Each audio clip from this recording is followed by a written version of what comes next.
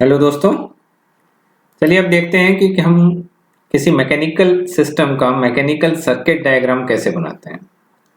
आप यहाँ पे देख रहे हैं एक सिस्टम है जिसमें आपके पास तीन मासेज हैं और तीन स्प्रिंग हैं, तीन डैम्पर हैं और एक यहाँ पे फ्रिक्शनल फोर्स लग रही है यहाँ पर between M2 and fixed ground. तो जो फिक्स्ड नोड है वो ये नोड फिक्स नोड है, this is your fix node. ये एक फिक्स नोड है, ठीक है। तो इस तरीके के क्वेश्चंस में सबसे पहले आपको क्या फाइंड आउट करना है कि टोटल नंबर ऑफ नोड्स कितने हैं। तो टोटल नंबर ऑफ नोड्स होंगे जितने आपके पास डिस्प्लेसमेंट्स होंगी plus one additional is for fix node. तो हम सबसे पहले तीन नोड बना देते हैं। तो तीन नोड, एक, दो और ये तीन, इसको हम नाम डाल देते हैं x1, ये x2, x3, क्योंकि आपके पास तीन डिस्प्लेसमेंट्स हैं x1, x2, x3। और एक आपका रेफरेंस नोड ले लेते हैं यहां पर। ओके, तो रेफरेंस नोड ये आपके पास जिसको आप बोल रहे हो फिक्स्ड नोड है। अब यहां से स्टार्ट करते हैं, चाहे आप कहीं से भी स्टार्ट कर सकते हैं, किसी नोड से भी। मैंने यहाँ पे x3 से स्टार्ट कर रहा हूं। तो x3 पर आपके पास एक्सटर्नल फोर्स लग रही है फिक्स नोड से दूसरी डायरेक्शन में, ठीक है। तो आप कैसे ड्रॉ करेंगे इसको? ये एक करंट सोर्स की तरह लीजिए आप इसको, एफ ऑफ टी, और ये फिक्स नोड पे कनेक्ट कीजिए। सेकंड, x3 पर एक मास कनेक्टेड है, सॉरी ये x3 पर आपको बनाना था, तो x3 आपके पास इस डायरेक्शन में है यहां पर। तो ये x3, ओके, ये f ऑफ t। x3 पर एक मास कनेक्टेड है, तो इस मास को आप x3 और इसके बीच में कनेक्ट कीजिए, ओके। फिर x3 पर ही आपका एक स्प्रिंग कनेक्टेड है, ध्यान से देखिए आप, यहाँ पर ये स्प्रिंग कनेक्टेड है K3 और ग्राउंड के बीच में। तो आप इस लाइन को एक्सटेंड कीजिए, यहाँ पर एक x3 पर कनेक्शन दे दीजिए, ओके। या फिर आप इसको इस तरीके से ले लीजिए सो दैट अगर आपको और कोई कंपोनेंट ड्रॉ करना है तो उसमें दिक्कत ना है। तो ये आपके पास K3 आ गया, और x3 पर आपके पास एक और स्प्रिंग है जो x2 और x3 के बीच में कनेक्टेड है।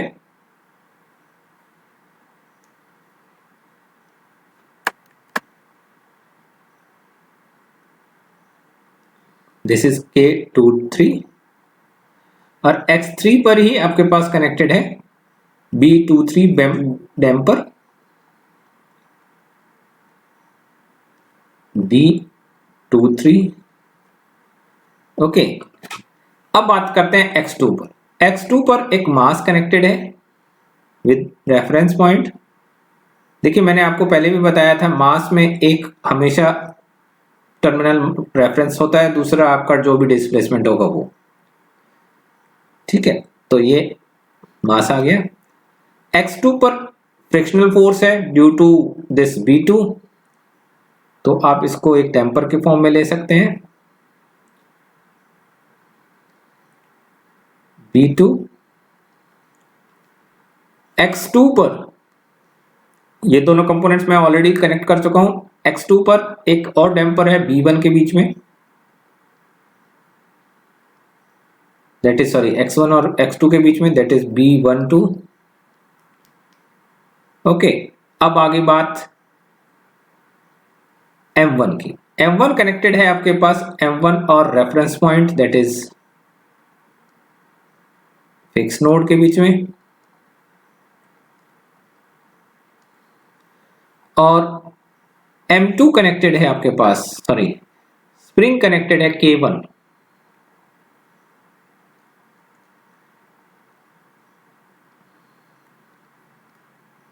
और दूसरा एक टेम्पर कनेक्टेड है। This is the complete mechanical circuit diagram. और इस मैकेनिकल सर्किट डायग्राम की हेल्प से अगर मैं इसका ट्रांसफर फंक्शन निकालना चाहूँ तो आप ध्यान से देखिए, इस नोड पर आपको एक तरीके से आप मान सकते हैं कि केसीएल की तरह अगर आप इसको यूज करें तो इस नोड पर आपको केसीएल लगानी है। ठीक है, तो x1 नोड पर अगर जब आप b1 के लिए लिखेंगे तो आपके पास इस नोड पर x1 नोड पर क्या आएगा b1 के लिए, चलिए देखते हैं।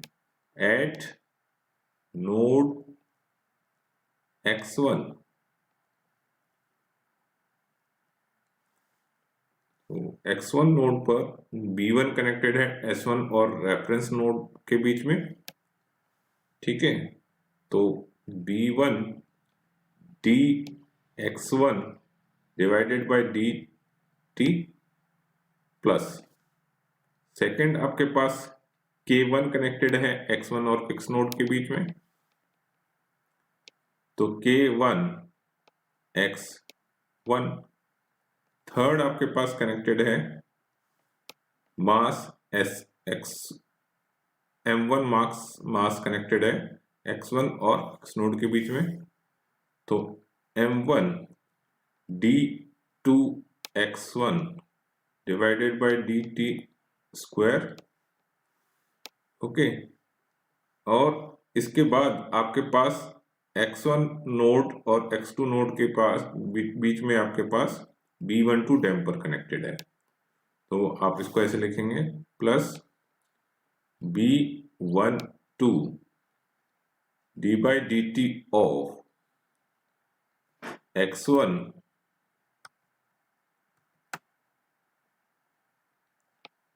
Minus x2। ध्यान से देखिए, इसमें आपके पास x1 नोड पर कोई भी एक्सटर्नल फोर्स नहीं है, तो आप इसको लिखेंगे इज इक्वल्स टू 0। चलिए अब नोड लेते हैं आप eight node x2। Okay, x2 node पर आपके पास जो भी एलिमेंट्स कनेक्टेड हैं, जैसे B2 आपके पास फिक्स नोड और x2 के बीच में M2 कनेक्टेड है। ठीक है, तो फिक्स नोड के बीच में आपके पास दो ये टर्मिनल्स हैं, दो कंपोनेंट्स कनेक्टेड है, तो आपके पास वैल्यू हो जाएगी 0, क्योंकि इसमें कोई भी एक्सटर्नल फोर्स नहीं लगी हुई है। 0 B2 dx2 divided by dt। Okay, plus दूसरा आपके पास कनेक्टेड है M2, तो M2 d2 d2x 2 bye dt square. फिर इसके बाद आपके पास इसमें कनेक्टेड है B12, ओके, और B23, ये दोनों कनेक्टेड हैं। तो पहले B12 ले लेते हैं, तो B12 d by dt of x2 minus x1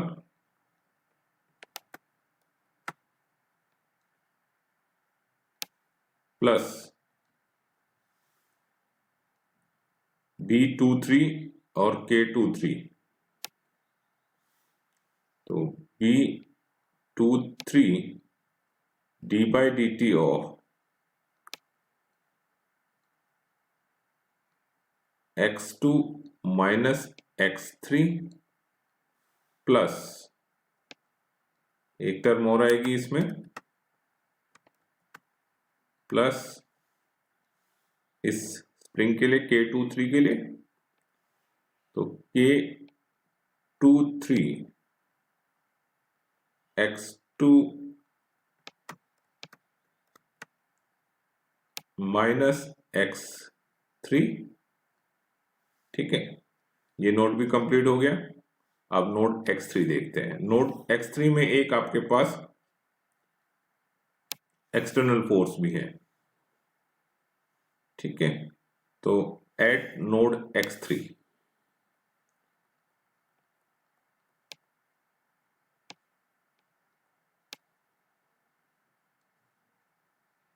तो external force equals to m3 d2x3 divided by dt square, m3 d2x3 divided by dt square plus k x3, that is ये k है आपके पास k3, तो k3 x3 plus फिर आपके पास k23 आ जाएगा और b23 आ जाएगा। तो k23 x3 minus x2 plus b23 x3 minus x2। ठीक है, और इसी तरीके से आप इसको सॉल्व करके आप यहाँ पर आउटपुट में निकाल सकते हैं वैल्यूज कि फाइनली आप अगर आपको निकालना है तो आउटपुट क्या है। आउटपुट 3 है आपके पास, तो x ऑफ, या तो आप ये निकालेंगे x3 s divided by f of s।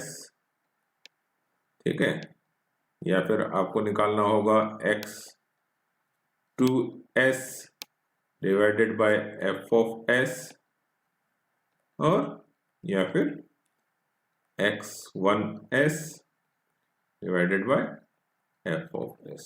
तो तीनों ही आपके पास ट्रांसफर फंक्शन अलग अलग निकल सकते हैं। ठीक है।